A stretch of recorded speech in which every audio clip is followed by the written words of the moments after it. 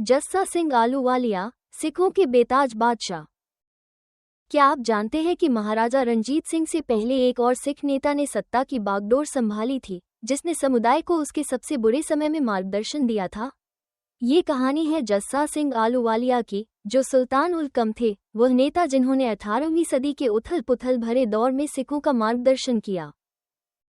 1718 में जन्मे जस्सा सिंह का प्रारंभिक जीवन नुकसान और अवसरों से भरा था। कम उम्र में अनाथ होने के बाद उन्हें गुरु गोबिंद सिंह की विधवा माता सुंदरी और एक प्रतिष्ठित सिख विद्वान भाई मनी सिंह को सौंप दिया गया। इस अनूठी परवरिश ने उनमें आध्यात्मिक गहराई और राजनीतिक कौशल दोनों का संचार किया। नवाब कपूर सिंह के संरक्षण में जस्सा सिंह ने अपने युद्ध कौशल को निखारा।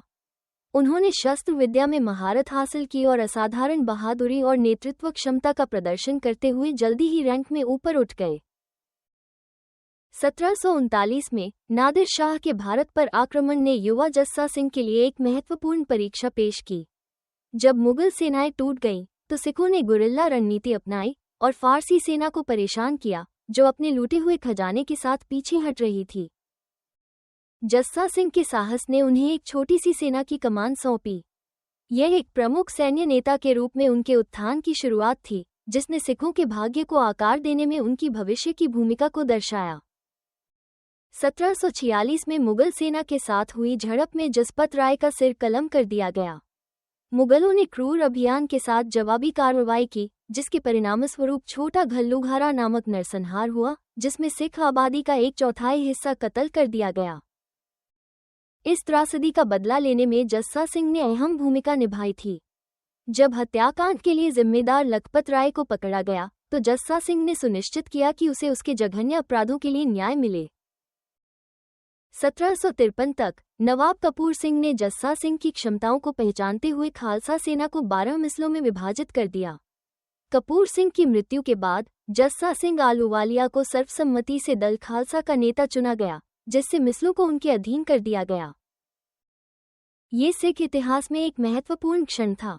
जस्सा सिंह के नेतृत्व ने सिखों को आगे आने वाली चुनौतियों से निपटने के लिए आवश्यक एकता और दिशा प्रदान की।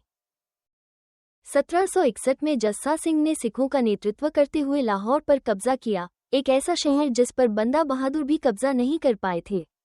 2000 से ज्यादा हिंदू लड़कियों को अफगानों की कैद से छुड़ाने के लिए उन्हें बंदी चोर की उपाधि दी गई।